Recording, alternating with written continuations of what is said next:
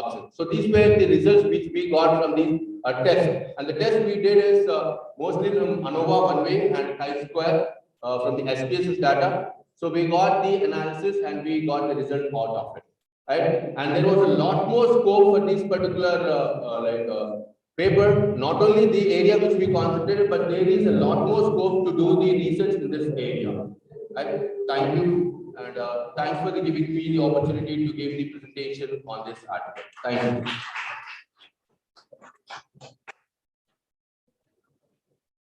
Can I ask any question and answers? Okay. Participant, if you have any questions, please raise your hand. Any questions from the participant sides, you can. You are welcome. I'm ready to answer. Any clarifications required for you? Sir, we are ready to answer. Sir is also. The participants.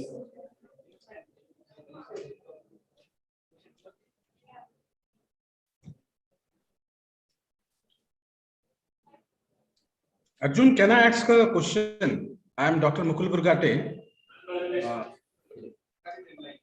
Yes, sir. Am I audible to you? Yes, sir. Yes, sir. Yes, Arjun. It's a nice presentation. Topic is also good. My basic question is, see, it's a very common question which is being asked. How do you compare the benefits of online learning or traditional? At the same time, the traditional's benefit or online, which would you suggest for UG courses, PG courses, and for school-going children? What is ideal according to you? All the way, sir. Not UG and PG, sir. We have been considered from the schooling till the PG. We have been gone from the schooling till the PG courses. Whatever you are going to have, we want to have certain changes in the education field, and we want to get into the online. So I'm not totally saying that we need to get total education to the online sector. There has to be some parameters where you need to get into the online factors so that the students can also get some knowledge over from that. See, there are certain limitations of online learning. That is what ideally I wanted to know.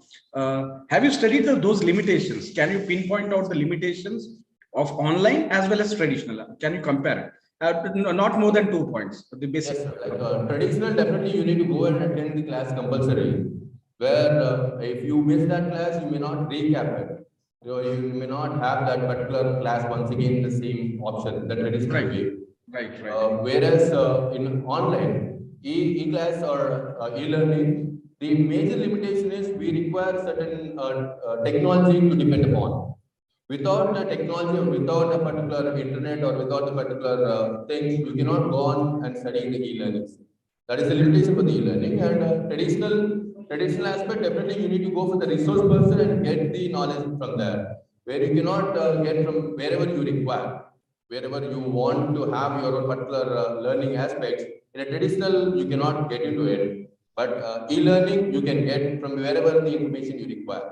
For example, if I say I want certain information on the basis which you can present me now, so that I can understand from that. That can be possible from the e-learning. But in a traditional learning, it cannot be possible, where you have to listen to me by sitting in my class and by being there with me only, then only you can understand the particular things.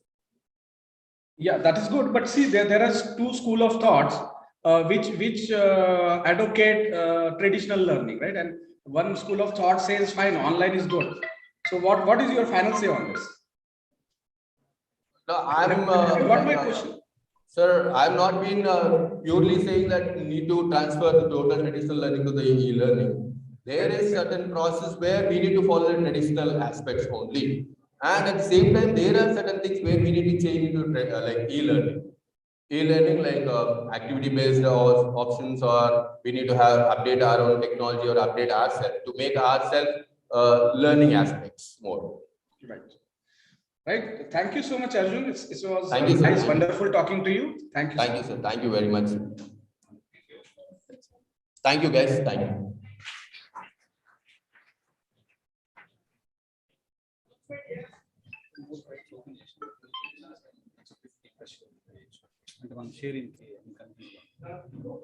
Stop sharing.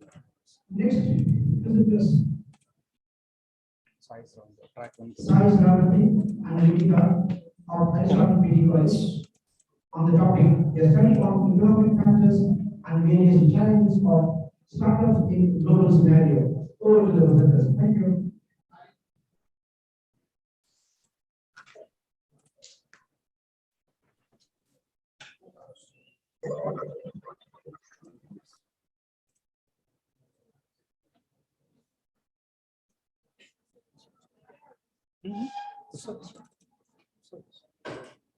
Sharing this Zoom.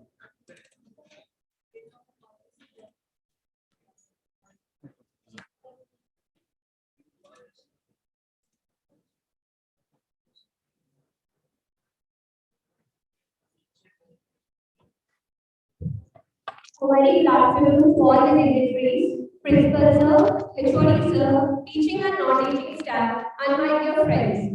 Myself, Shravanti Ramanula, currently pursuing MBA second year in Aristotle PG College. And my title is A Study on Economic Factors and Various Challenges Faced by the Startups in Global Scenario. These are the contents that I'm going to cover in this presentation. As we all know that India is a country where continuous development activities like new innovations, new ideas, new startups, technology advancements is going to take place. But there are some economic factors and challenges that are going to impact the success of the startups.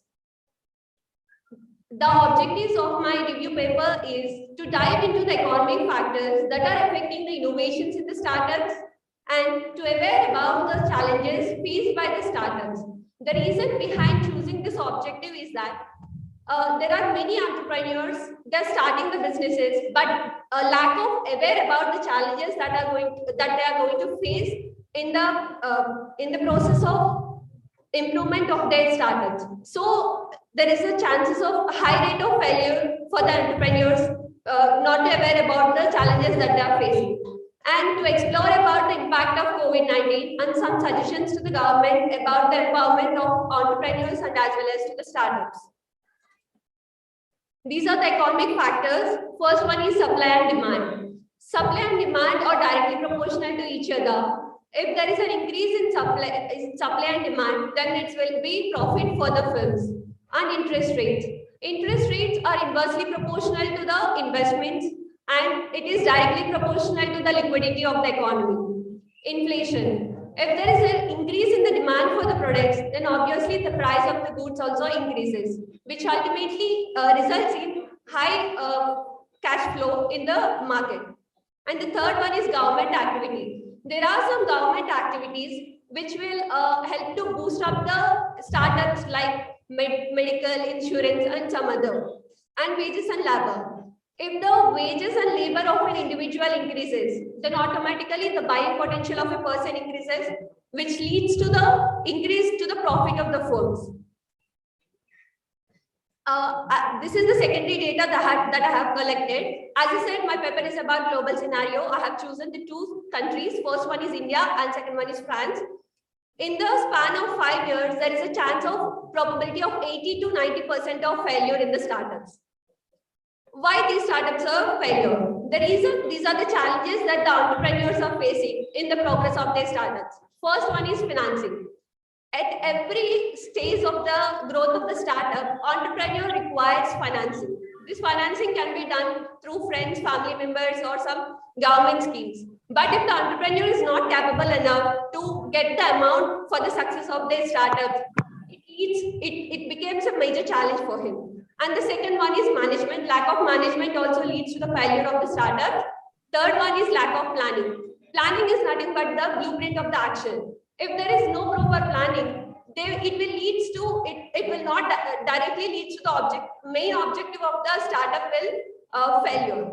And the third one is technological advancement. The entrepreneurs who are not ready to take the or upgrade their skills, or who are not willing to accept the new technologies, they leads to the failure of their startups. And fear of taking risk. The major the quality that the entrepreneur must have is taking risk. If the entrepreneur is not ready to take the risk, he may see the failure of his startup. And the last one is poor business ethics. if the entrepreneur does not have proper business ethics, he may seize the success in the initial stages, but end of the day, he may end up with shutdown of his business because of poor ethics that he has. And the last one is uncertain risk. I'm going to explain this with example. This COVID-19 is an uncertain risk that the entrepreneurs are facing. There is a 50% failure rate of the startup in this pandemic situation. So I request all the universities to incorporate a subject called startup, which helps for the student to convert himself into an entrepreneur. And for the government, if the government introduce new schemes and the financing plans and also some infrastructure for the development of the entrepreneurs and startups, and an individual must be ready to take the risks and he must aware of the challenges prior to start the business, then obviously he'll get succeed in the startup business. Thank you. 38 71 237. I request the audience, if you have any questions, you can put to the presenter. They will be very good to answer. Yes, Shravanti, can you hear me properly? Questions, please. Thank you very much.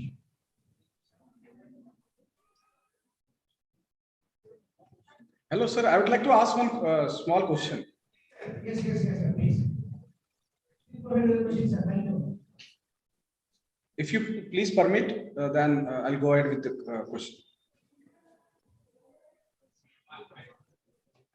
So, Yes. Yes, see, Shravanti, my first question, again, as a student, you have delivered good, topic is good. But my first question is very simple. I just wanted to know that is there any difference between a startup and a stand-up? Is there any difference between a startup, that is what was your topic, and stand-up? Have you studied what exactly stand-up means? so according to my knowledge, I thought if we convert idea initially into a business, it is called startup. And if we got success and we run it for the few years, then we call it as a stand-up. So No, not exactly. Fine. Anyway, my second question is again very simple. See, stand-up is something which is meant for women entrepreneurs, for people from economically deprived or socially deprived class. That stands for stand-up. In fact, you can go through it. There is a differentiation. Both belongs to startups only, right? Both promote startups. Startup itself is promoting startups, that is new and budding entrepreneurs, right? Starting of new enterprise. Whereas stand-up something for the weaker section of the society, I would say, right? Somebody coming from a reserve category, SC, ST, they have separate schemes. For women entrepreneurs, there are separate schemes. But that is one. Second question is again very simple. What are the major reasons for failure of a startup? Because see, there are plenty of startups which are starting every day, right? Everybody, every individual on this earth have unique idea. It is said that almost 20 ideas is going to strike you in your lifetime. 20 ideas आपको strike होंगे, those are going to be very unique in nature, which can be successful, but not all startups are successful. There are plenty of startups which has failed miserably, right? So what is the first probable reason the startup fails?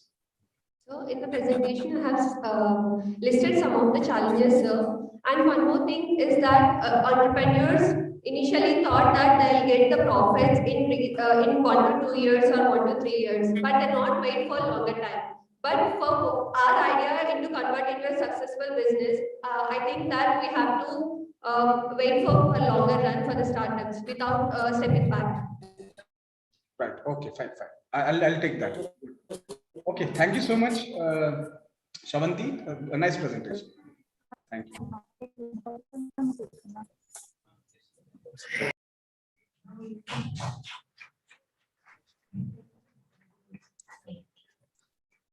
Now I request Professor Prabhakar to deliver his talk in this international conference series. Over to Dr. Prabhakar. Thank you.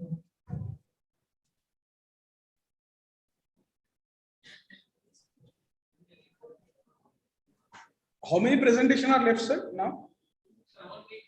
I think we're done with 4, right?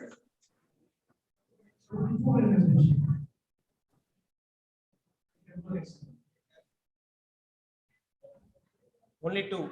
Yeah. Fine. We can proceed with the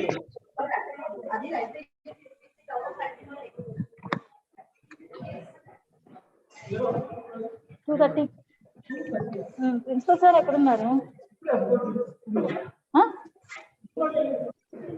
chairman sir దగ్గరకా?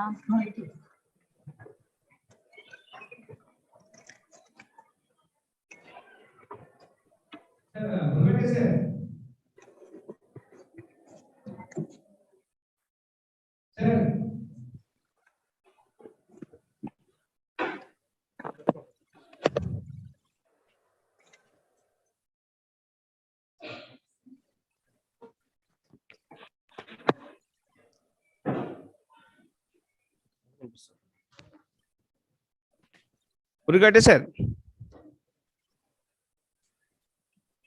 And wait.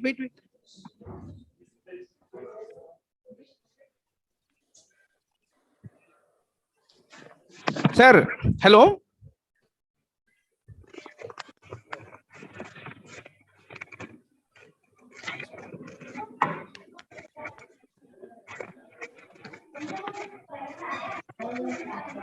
Renka?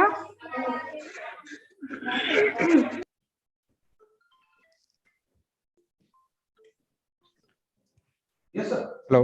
Yeah, please conclude it, sir. Actually, Hello. Okay, fine. Okay.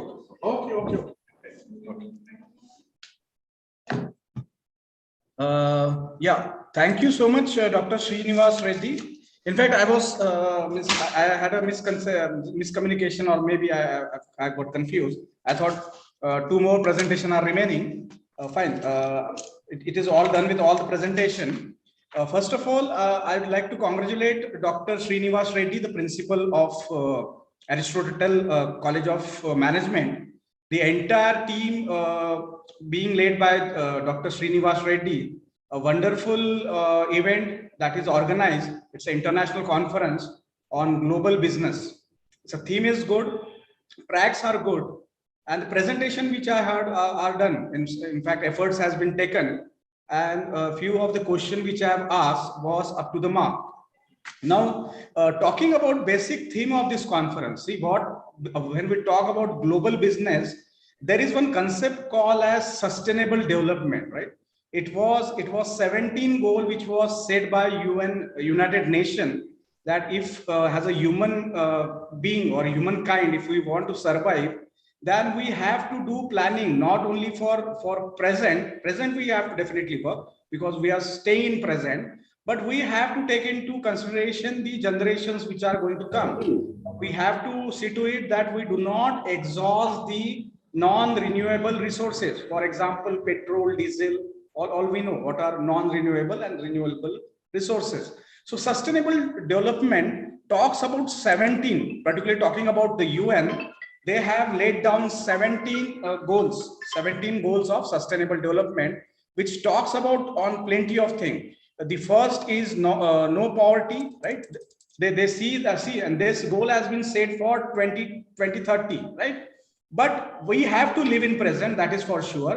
It's not that we are going to strive we are going to unnecessarily put ourselves in trouble for the future generation. Fine, we as a generation should also be eligible to enjoy these resources. At the same time, we have to see to it that we leave back something for the future generation to come. That is the basic layman's definition, I would say, when we talk about sustainable development. The development, no matter it can be industrial development, it can be innovation. 17 goals are there. In short, I'll just read them out. What are those 17? So first one is very important, that is no poverty, right? There should not be any poverty. Zero hunger, again, which is very, very important. Particularly there are areas where there are plenty of malnutrition, people are not getting 2 times meal, right? So this is the goal ideally set by the UN in the year 2050, right? And they have set it for 15 years. And as we know, this goal cannot be achieved in a single financial year. It requires plenty of meticulous planning. It requires things to be put in all proper perspective, not only on one aspect, not only industrialization. you have to take into consideration a lot many things. Like third goal is good health and well-being. That is again equally important. Fourth is quality education. Somebody, Arjun, has already delivered on e-learning and online learning. That was something related to quality education. Gender equality is the fifth goal, which is again equally important. Clean water and sanitation. Somebody has talked on this also. I think it was T. Sanjay Kumar, right?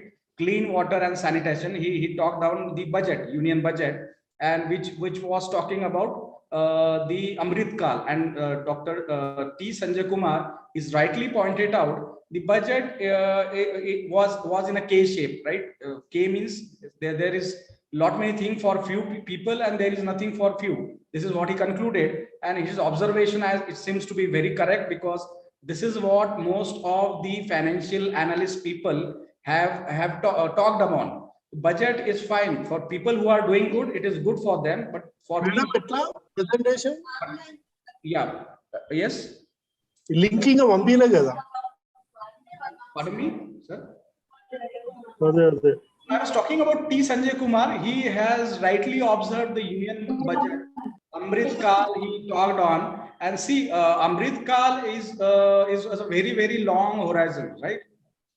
It's not a short-term goal. And sustainable development do not talks only on long term. It talks about present, at the same time taking care of the future generation to come.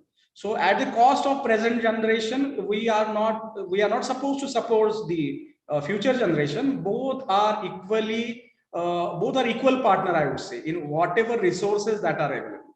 So I was talking about this goal set. The seventh goal is affordable and clean energy, which was set by UN in the year 2015. Then eighth goal is decent work and economic growth. Ninth goal is industry innovation and infrastructure. See, here the most of the government are more concerned with industry innovation and infrastructure, but in ranking it is ranked as the ninth goal. The first priority is no poverty, and second priority is no hunger, that is zero hunger, and third one is good health and well-being. So this is all about the theme of this workshop. The workshop says sustainable development, and we all should always remember that sustainable development will only come when we preserve these precious resources. No matter, it can be coal, as I said, non-renewable, all sort of energies. It can be nuclear power itself, right? And if we are meticulous, if we are detailed on consuming these resources properly, then in that case only we can leave back something to our generation to come.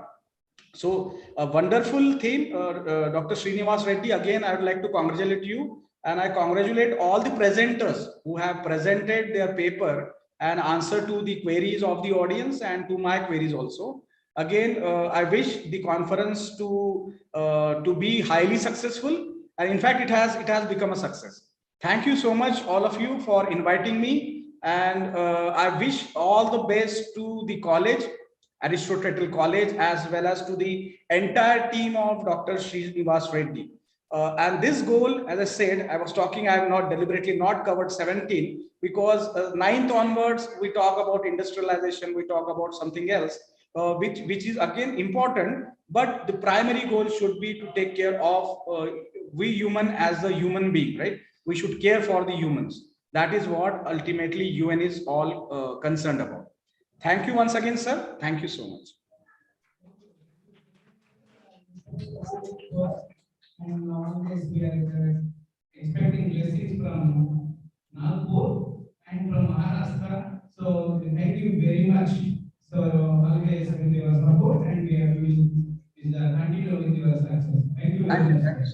Thank you for inviting me. We are giving the facility virtually. Thank you very much.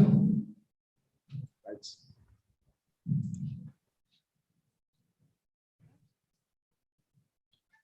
As the session comes to an end, I request our principal sir to present the overall participation to our chairperson, Dr. R.S.C.H. Modi sir. Sir, please.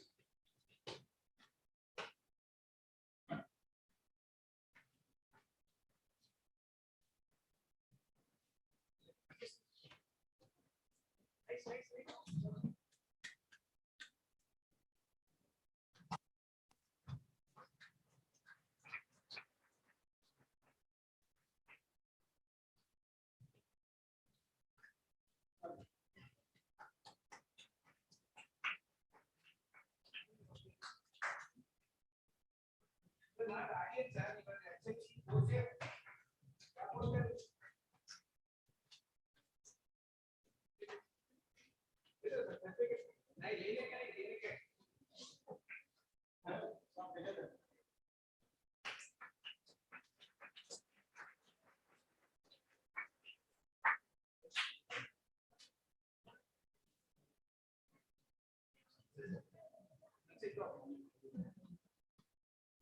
Good afternoon, Principal Sir, Chairman, Chairperson of the RP Shmutigaru, keynote speaker Dr. Rohan Durgat Garu, and all the dignitaries. I thank our session chairperson and Rohan Durgat sir for accepting our request and taking their valuable time with us. So from that start for the Indian economy, I can conclude that from these presentations, delegates have changed their course and presented their course. From these presentations, we can conclude that our economy, that is Indian economy, was still it was a developing economy, and in the future, with this pandemic situation, the digitalization has taken place. All we are using the technology, and with this one, and the presented papers, I can conclude that in the future, that India may become the development. Thank you, sir. Next session, 10 minutes. 15 minutes for the next session. Okay, sir.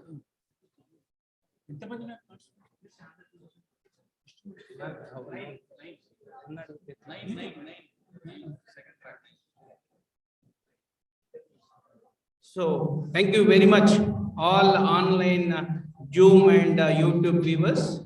So please, now we are taking is a 15 minutes break for lunch. Please join after 15 minutes who are the interested to present, and please communicate your rapporteur who called yesterday. So in which sequence we have to submit the paper. Thank you very much, and all dear delegates and students, and go and collect token from the counter, and if you don't mind, please do fast and come back within 15 minutes, please.